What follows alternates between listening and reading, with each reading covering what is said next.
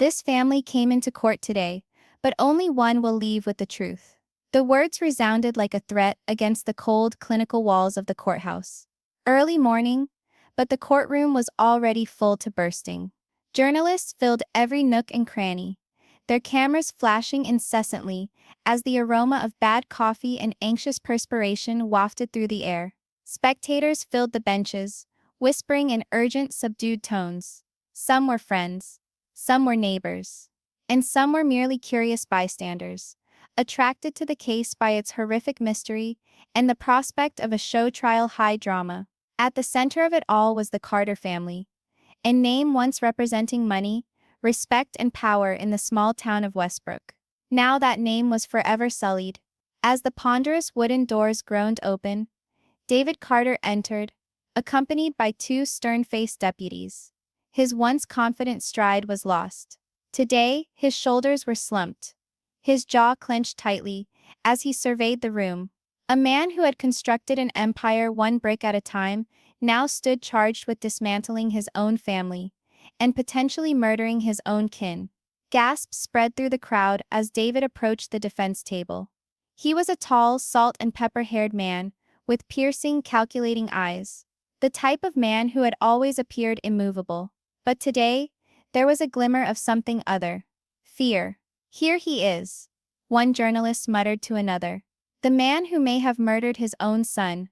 David's eyes flickered momentarily onto his youngest daughter, Lila, huddled in the front row. She seemed so tiny, so fragile, with her tear-stained cheeks and shaking hands clenched around a crumpled tissue.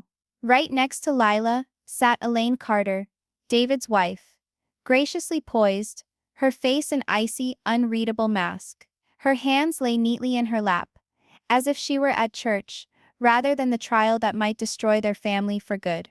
If Lila was the heart of the family, Elaine was its iron backbone, controlled and composed and unreadable. But under that peaceful veneer was a tempest no one else could detect. The case that shook a town.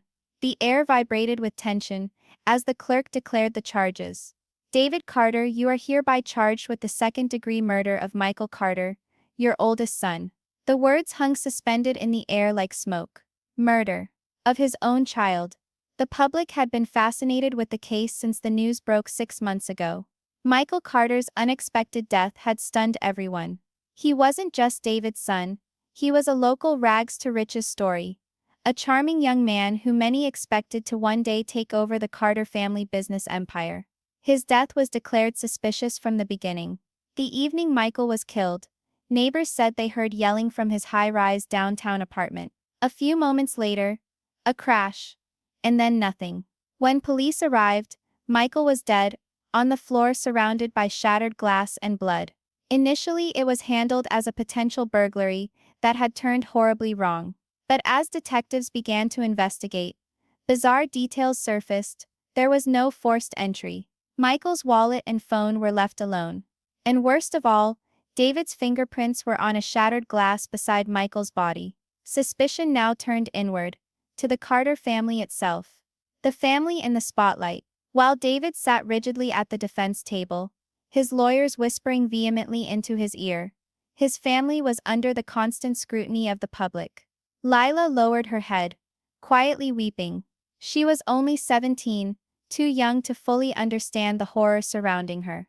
Next to her, Elaine stood unemotional, her chilly presence commanding as much attention as David himself.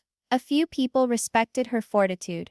A few others shushed behind her, saying it was unnatural, even questionable, the way she remained composed when her husband was accused of killing their son. And Michael, the victim whose presence was nearly an absence in itself. His framed picture rested on the prosecutor's desk, smiling, alive, radiating life. It was difficult to gaze upon it and not feel the gravity of that which was lost. The town's perfect family, or the perfect lie. For years the Carters were Westbrook's idea of royalty. David's business empire had jobs for half the town, and his charitable contributions to local causes had created the image of a generous, upright citizen. Michael was the golden boy, bright, ambitious, and popular. Elaine was adored for her loveliness and poise. They were perfect to the outside world. But behind their doors, the scene wasn't nearly so perfect. Whispers of unrest had always been there surrounding the Carters. Hushed whispers of fights, jealousy, and betrayal. Neighbors remembered hearing yelling exchanges late at night. Michael had been caught storming off from the family mansion more than once, his face red with rage. And then there was the issue of control. David was a demanding, strict father. Some even labeled him ruthless. Nothing in the Carter home occurred without his permission.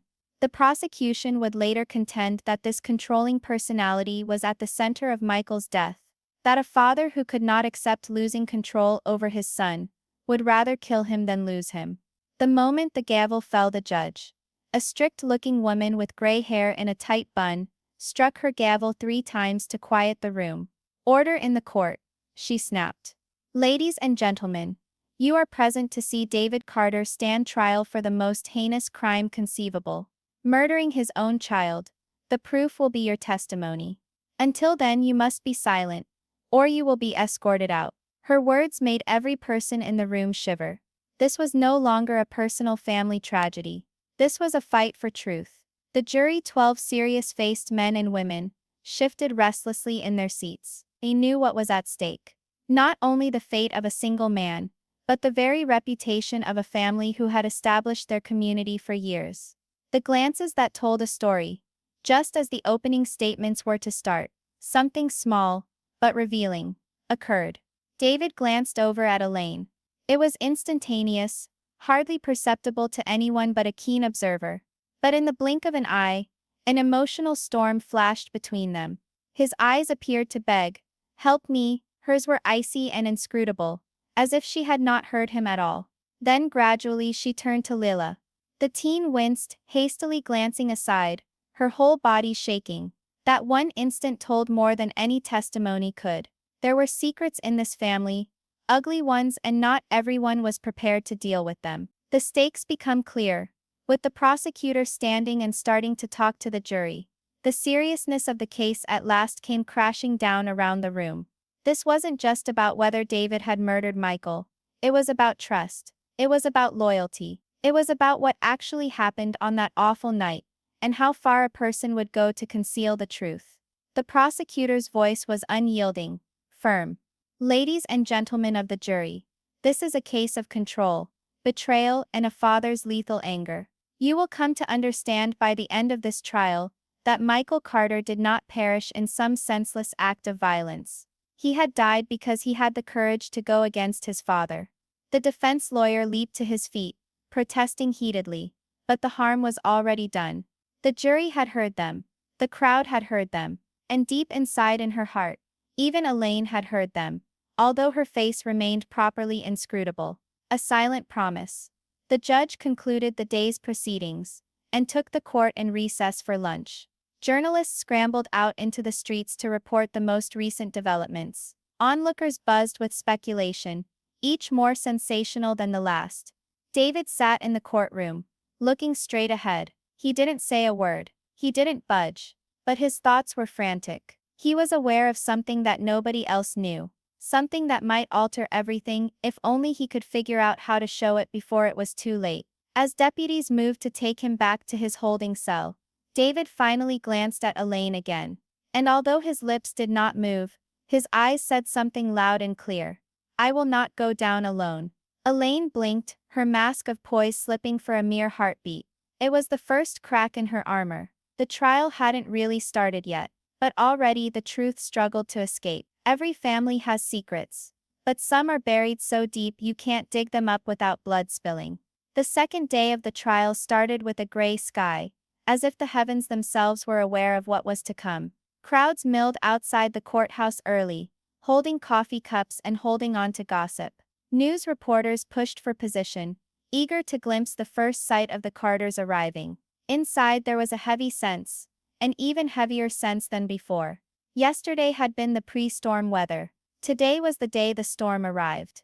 The prosecution was set to present their case theory, piece by chilling piece. The prosecution's opening blow, 9 o'clock, hit, and the gavel came down.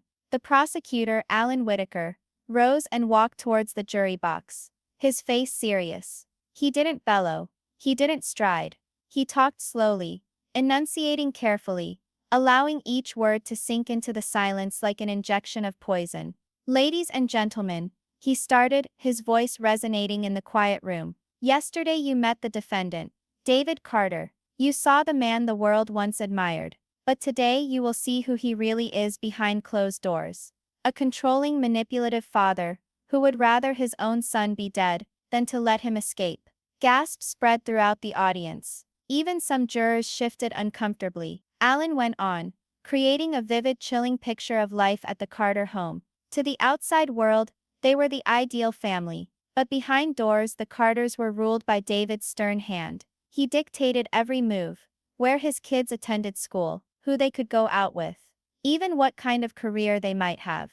Michael, being the oldest, felt the brunt of it all. Since the time he could walk, David prepared him to take over the family business. Michael could not dream his own dreams. His sole intention was to work for his father's empire. Michael's secret plan. But Michael possessed a secret. Michael had tired of living in his father's shadow, the prosecutor said. During the weeks leading up to his death, Michael had shared with a close friend, Derek Shaw, that he was going to leave town and make some noise doing it. He had proof of dirty business in David's company. If discovered, it would ruin David's reputation and might send him to prison. Michael had intended to publicize the papers and begin a new life in a distant location from Westbrook. But before he could get away, he uttered one final cold threat to Derek. If anything happens to me, don't think it was an accident. Those were Michael's last words. Alan informed the jury. His last warning. The courtroom erupted in murmurs. Some of the onlookers shook their heads in amazement. Others sat forward, their eyes glued to Alan's lips. Even the judge's normally impassive face pinched a little. The night of the murder, Alan made his way slowly to the evidence table. He showed the judges a clear plastic evidence bag, filled with a piece of glass, glinting under the bright lights of the courtroom. This, he declared, his voice slicing through the hush, was discovered beside Michael's body, and on it, his fingerprints, David Carter's. The jury breathed as one. Reporters wrote madly, their pens scritching like maniacal insects. Alan laid out the theory of the prosecution. Father and son had a rendezvous at Michael's apartment on the night of his murder. Michael planned to confront David, to inform him he was leaving and taking evidence with him. The fight grew intense. Neighborhood people testified later to having heard shouting. David's voice, certain in its fury. We think, Alan went on, his voice serious, that David Carter, not being able to cope with the possibility of losing control, snapped, that in his rage, he hit Michael, with his fist or something else, and knocked him down, and he hit his head on the glass table. Alan allowed that picture to stay with the jury for a moment, before he went on. And when David saw what he had done, he didn't call for assistance. He didn't attempt to rescue his son. He walked away, because to him, control was more important than Michael's life. A hushed whisper ran through the courtroom, immediately brought to a halt by the judge's piercing glare. The hidden will. Just when things couldn't get any more intense, Alan dropped a bombshell of evidence. Detectives had found a new will, written by Michael himself just 2 weeks prior to his passing. The will was surprising on 2 accounts. David was left out entirely. Everything was left to Elaine, Michael's stepmother. The news shook the courtroom like an earthquake. Even Lila gasped, her face streaked with tears, turning to Elaine in confusion and pain. Alan let the room digest the shock before proceeding. Michael had grown weary of his father's manipulations. He wanted to secure the family business, but not in David's control. By leaving it all to Elaine, he felt she could reassemble what David had torn down. The message was unmistakable. Michael trusted Elaine, not David. But why? And what did Elaine know about the night in question? All eyes turned to her. Elaine stood absolutely motionless, her face a carefully fabricated mask. If she was shaken, she didn't let on. The defense strikes back. David's lead lawyer, Christopher Vance, stood up from his chair, with the aplomb of a man who'd been waiting for this very moment. He smoothing out his suit jacket, and turned to the jury, his voice cutting and authoritative. Ladies and gentlemen, what you've just heard is a tale, nothing more. The prosecution would have you believe in fairy tales and villains, because they make for good headlines. But the truth? The truth is much more complex. Christopher had set out to attack point by point the prosecution's account. He portrayed Michael as a very troubled young man, weighed down not by his father's grip, but by betting debts and bad choices. Michael had been mixed up with dangerous individuals. Individuals who would not think twice about hurting him if he didn't come across with the money. The defense said, "My client wasn't there to hurt Michael." Christopher declared unequivocally, he was there to assist him, to get his son out of the trouble he had gotten himself into. But alas, it was too late. Christopher then presented a different theory. Michael had been ambushed by someone he owed money to. The fingerprints on the glass. Simple explanation. David had also stopped by Michael's earlier in the week to drop off paperwork and water from the fridge. The prince explained. The defense version was easy to follow. David wasn't a killer. He was a father attempting to rescue his son from the results of his own poor decisions. The jury's dilemma. As both presented their hypotheses, the jurors' faces grew more difficult to read. Some nodded subtly at the prosecution's evidence. Others appeared influenced by Christopher's rational, measured explanations. The courtroom was a war zone, both sides vying for dominance of the story. The public was divided though. Half thought David was a calculating killer. The other half believed him to be a victim of unfortunate circumstances. The tension was palpable, and only going to intensify. A glimpse of Elaine's true nature. At recess, Elaine finally evidenced a flaw in her calm. Standing and smoothing the designer skirt, she gave David a glance. For an instant, they locked eyes. Her lips moved so little, she almost whispered the remark, which only he could overhear. "Don't you dare drag me down with you." David's jaw clenched. The facade of coolness he'd maintained all morning cracked, showing a glimpse of raw fury. Layla, between them, heard it. Her face went ashen as she understood what it meant. Her parents were not together. They were fighting, and Michael's death was the war ground. The stage is set for the truth. The court reconvened, and Alan Whitaker made his next statement. The prosecution will now call its first witness. Elaine Carter. The crowd gasped. Elaine, the bereaved stepmother, was going to be called to the stand. Reporters rushed to take position, feeling the theatrics that were to ensue. Would she stand up for David? Would she protect herself? Or would she spill a secret that would end everything? As Elaine walked slowly towards the witness stand, her heels clicking ominously against the tiles, one thing was certain. This trial was no longer merely about Michael's death. It was about revealing all the dirty secrets the Carter family had worked so hard to keep hidden. And as the bailiff was swearing Elaine in, the crowd waited with bated breath for the storm to finally break. The truth isn't always what you see. Sometimes it's what someone is desperate to hide. Elaine Carter stepped into the witness box slowly, deliberately, her heels sounding on the highly polished courtroom floor. Everyone in the room looked after her. Journalists, jurors, even David himself. There was something peculiarly calm about her, almost unworldly, considering the maelstrom of charges against her. She sat in the witness chair, back straight and calm, as the bailiff took the oath from her. Her hands were light in her lap, her fingernails perfectly manicured. Her eyes, however, gave nothing away. No guilt, no fear, not yet. Alan Whitaker, the prosecutor, approached. His tone was deliberate but pointed, each word designed to cut through the serene facade beneath which Elaine was sitting. "Mrs. Carter, can you explain to the jury about your relationship with Michael?" Elaine took a deep breath, looking briefly at her husband David, then back at the jury. "Michael, he was my stepson," she started hesitantly. "I loved him. I wanted what was best for him. He was a talented young man, but troubled sometimes." Her voice was soft, almost soft-spoken. The jury leaned forward, some even inclining their heads in sympathetic nods. For a moment Elaine was the bereaved mother. Everyone anticipated she would be. But Alan wasn't done. "Mrs. Carter," he stated, his voice as keen as a scalpel, "isn't it true that you and Michael were seeing each other in secret prior to his death?" A silence fell across the courtroom. Elaine's fingers drew slightly taut in her lap, revealing the first hint of tension. She blinked slowly, then nodded. "We talked about his future," she answered guardedly. "He required guidance." "That's all."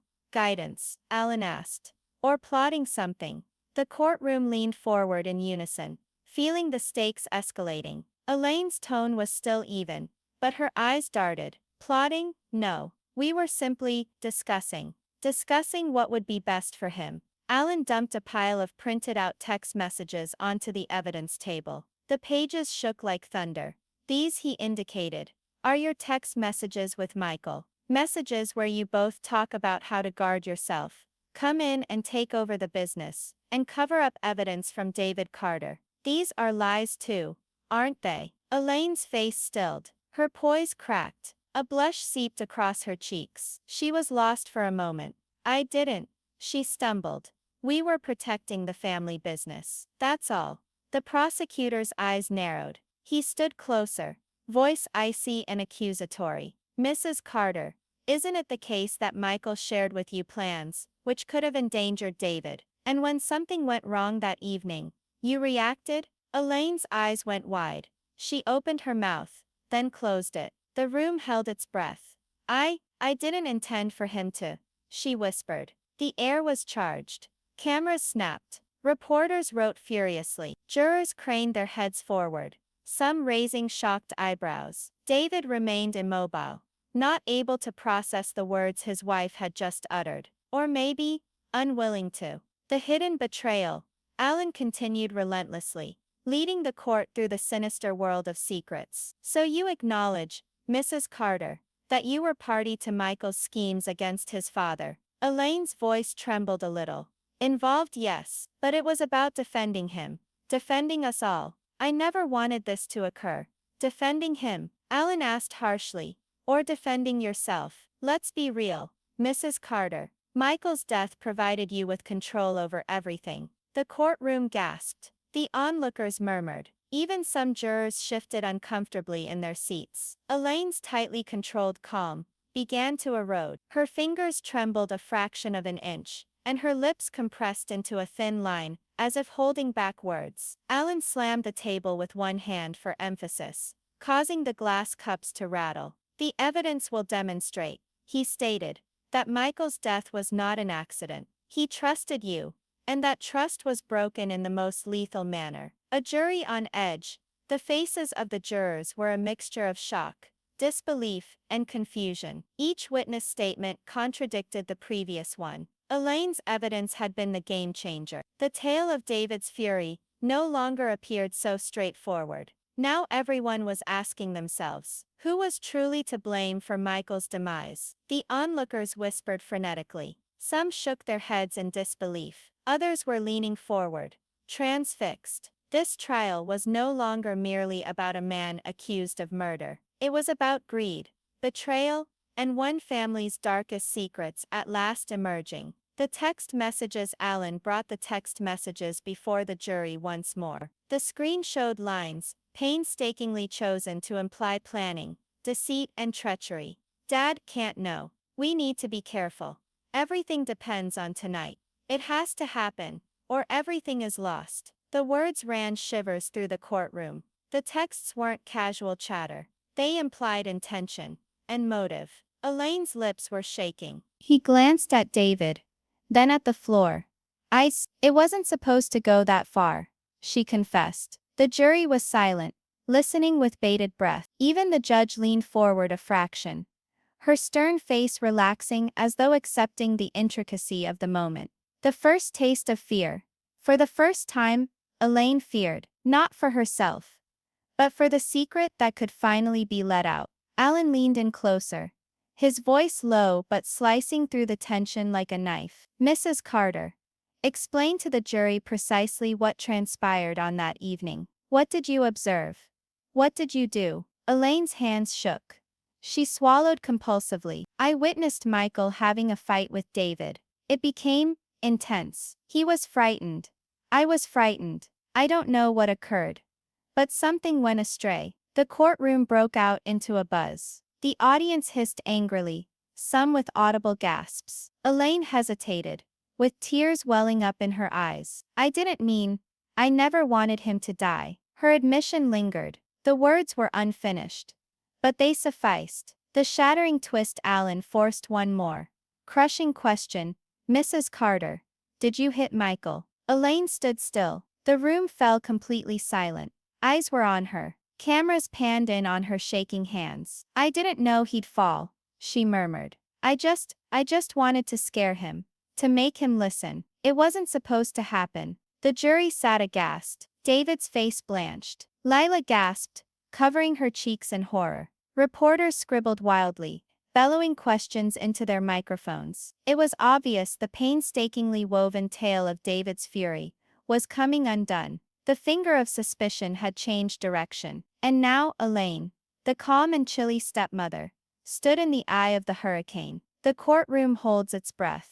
The judge struck her gavel to revive order. Order in the court. Let the witness continue before you respond. Elaine sat back, head down, tears flowing freely now. Her admission was not finished, but it had destroyed the fantasy of the perfect family. The audience was entranced. The jurors were quiet, their minds reeling through the possibilities. David was immobile, his eyes blankly before him, not knowing whether to experience relief or horror. One thing for sure, the trial had just passed a point of no return. Secrets were no longer buried. Lies were no longer secure. And the truth, aghast, distorted and inescapable, was starting to claw its way to the surface. Sometimes the truth comes from the most unlikely place. And when it does, it rocks everything you thought you knew. The courtroom was electric, the atmosphere charged with expectation. Once Elaine's admission, the room fell silent. The jurors hushed to one another,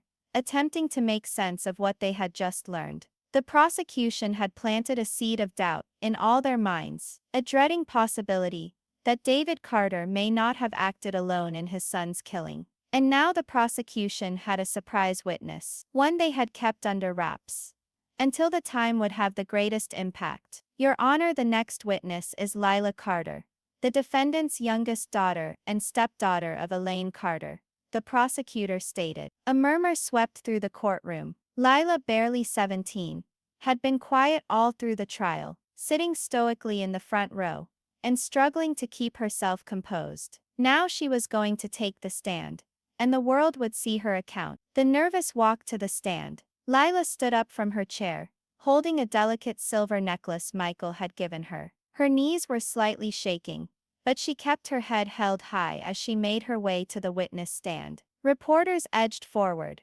hoping to get every detail on camera. The eyes of the jurors were upon her, knowing that something historic was going to happen. The bailiff administered the oath, and Lila took a deep breath, grounding herself. Do you promise to tell the truth, the whole truth, and nothing but the truth? I do, she whispered, her voice trembling. She glanced at her father, then at Elaine. Both of them had their eyes on her. David with silent horror, Elaine with a cold, unreadable stare. The hidden witness. The prosecutor bent forward, his voice soft. Lila, tell the jury what you saw on the night that your brother Michael died. Lila swallowed hard. Her hands were clenched around the little necklace, twisting it anxiously. She looked down, mustering her courage. I saw everything, she started, her voice so soft that it was almost inaudible. I was hiding in the hall. I didn't want anyone to find me, but I couldn't move. I didn't know what to do. The courtroom was quiet. All eyes were on her. I saw Dad and Michael fighting, she went on. They were yelling. And Michael was afraid. He kept retreating. She shook as she spoke. Recollections of that evening vividly tormented her. Then there was a big noise. I went to the door and looked in, and I saw him on the ground. The room appeared to hold its collective breath. Who? A juror whispered. Lila glanced at Elaine. Michael, she explained, was on the floor. And it was Mom, Elaine. She smashed him with a vase. He fell, and he didn't move again. The courtroom gasped as a whole. Some rose, amazed. Cameras popped. Reporters wrote feverishly. David went white, his eyes bulging with shock. Elaine's facade broke at last. Her lips shook, and for the first time, the frozen mask she had maintained for weeks began to crack. The jury reacts. The jurors sat forward, shocked. Their faces betrayed horror, mixed with disbelief. This was not something that anyone had anticipated. The story had taken a complete turn. The tale was no longer one of a father's fury, Now it was one of a stepmother's treachery. The prosecutor knew the moment, moved in closer to Lila. Lila, did somebody else know what was going to happen that evening? Lila nodded her head, sobbing uncontrollably. No, only Mom and Michael knew they were doing something. But I didn't know it was going to come to this. Her voice cracked. She glanced at her father and spoke, barely above a whisper. Dad, I tried to save him, but it was too late. The courtroom fell silent. Even the judge's usually stern face relaxed slightly, recognizing the gravity of Lila's statement. The web of lies. The prosecutor proceeded to show a sequence of messages and emails that had been recovered from Michael's phone. They reflected clandestine conversations between Elaine and Michael, to uncover David's business transactions, and in the end, to defend themselves. The material presented a heart-stopping image. Michael had begun to waver, worried about the punishment. Elaine, frantic and desperate, had proceeded on her own initiative. She attacked Michael out of rage and fear, and inadvertently killed him. The jury could see it clearly now. Elaine had been plotting, and Michael's hesitation had sealed his fate. Elaine's reaction. Elaine stood abruptly, shouting at Lila, "That's a lie. You're twisting everything." Her outburst was powerful, but it only reinforced the truth in everyone's eyes. The calm, icy facade she had maintained was gone, replaced by desperation. David reached out to his daughter, his eyes big and beseeching. He appeared to at last understand the magnitude of Elaine's betrayal. The courtroom erupted. Cameras flashed, reporters yelled, and the judge fought to maintain order. Order! Order in the court! She slammed her gavel. Allow the witness to finish. Leela swallowed hard, pushing through. I saw it happen. I didn't say anything because I was afraid, but I couldn't keep it quiet anymore. Michael didn't deserve that. And Dad? Dad didn't do it. Her words echoed through the courtroom, heavy and irrefutable. The emotional fallout. The news caused shockwaves among everyone in the room. Witnesses murmured angrily, struggling to comprehend what they had just heard. Newsmen rushed to push their cameras and microphones in, aware that this testimony would be on the headlines for weeks. David sat stiff as a board, his hands shaking. Relief and shock battled for dominance in his mind. The one who was previously the #1 suspect was now innocent before the jury. But his wife, his closest and most trusted person, had hurt him in the worst way possible. Leela dropped back in her chair, spent from having spoken the truth. Her tears flowed freely down her cheeks. She had revealed her stepmother and uncovered the family's most sinister secret, and in the process, had irrevocably altered the trajectory of the trial. The courtroom waits with bated breath. Alan Whitaker, the prosecuting attorney, stood upright. He let the moment hang, allowing the jury to drink in every word, every feeling, every ghastly detail. Ladies and gentlemen of the jury, he declared at last, his voice low and deadly serious. You have heard the truth from the man who witnessed it all. This was not an accident. This was a tragic result of betrayal and desperation. And the person to blame is Elaine Carter. The room was quiet, as though time itself had come to a halt. Even the judge hesitated before nodding, realizing the seriousness of the testimony. The curtain was drawn for the final act. The truth had been uncovered, but would justice be administered, or would the specter of falsehood forever trouble the Carter family? The gavel was about to fall, and with it, the fate of a family would be sealed forever. Following Leela's incendiary testimony, the courtroom was charged. All eyes were on Elaine Carter, who remained paralyzed in her seat at the defense table. For the first time in weeks, her frigid calm had absolutely dissolved. She mumbled something inaudibly to herself, but no one could distinguish it from the whispers and snapping cameras. David Carter, on the other hand, remained seated in stunned silence, attempting to make sense of what his daughter had told him. Relief struggled with heartbreak. He was in the clear, but the woman he had trusted most had deceived him in the worst possible manner. The judge rapped the courtroom to attention, thumping her gavel with a firm hand. Ladies and gentlemen, the jury will now commence deliberations. The air was heavy with suspense as the 12 jurors walked out. Camera crews leaned in, cameras rolling, hoping to catch the drama unfolding. Outside, a large crowd was waiting, watching live broadcasts, and awaiting the decision that would shake the whole town of Westbrook to its foundations. Hours of agony. The jury retired for hours. Within the courtroom, there was a dense silence. David's attorney spoke quietly to him, reassuring him the evidence, and Leela's testimony obviously cleared him. But no one could help but face the harrowing reality. Elaine was the leading suspect now. Elaine sat stiff, her hands clasped tightly in her lap, her body muscles taut. For the first time, it appeared that fear had taken the place of her customary cold calculation. She refused to meet David's eyes, sitting rigidly straight ahead, as if she could will herself into non-existence. In the meantime, Leela hugged her necklace, shivering. Her young head was still spinning from the burden of the secret she had brought forth. She felt relieved, but it was laced with guilt. Guilt that her own testimony had destroyed her family. The jury returns. At last, the courtroom doors swung open, and the jury entered. All the spectators caught their breath. Newsmen lifted microphones. Cameras trained on the foreman as he rose to read the verdict. The gavel of the judge crashed again to quiet the room. Has the jury reached a verdict? We have, Your Honor, the foreman answered, voice firm but strained. The courtroom leaned forward in one motion. Even Elaine's lawyer sat bolt upright, her face ashen. On the charge of second-degree murder, the foreman started. We, the jury, find the defendant, Elaine Carter, guilty. The words strike like a bolt of thunder. Chaos and shock. Elaine opened her eyes in shock. She stood there for an instant, as if paralyzed by what had happened. Then a deafening shriek burst from her mouth. No, this isn't real. You can't do this to me. Deputies rushed to grab her, holding her back as reporters yelled questions, attempting to record every utterance. Cameras flashed, the courtroom filled with pandemonium. David sat silently in shock. Relief flooded him but was intertwined with sorrow. The woman he loved, the mother of his children, had killed his son.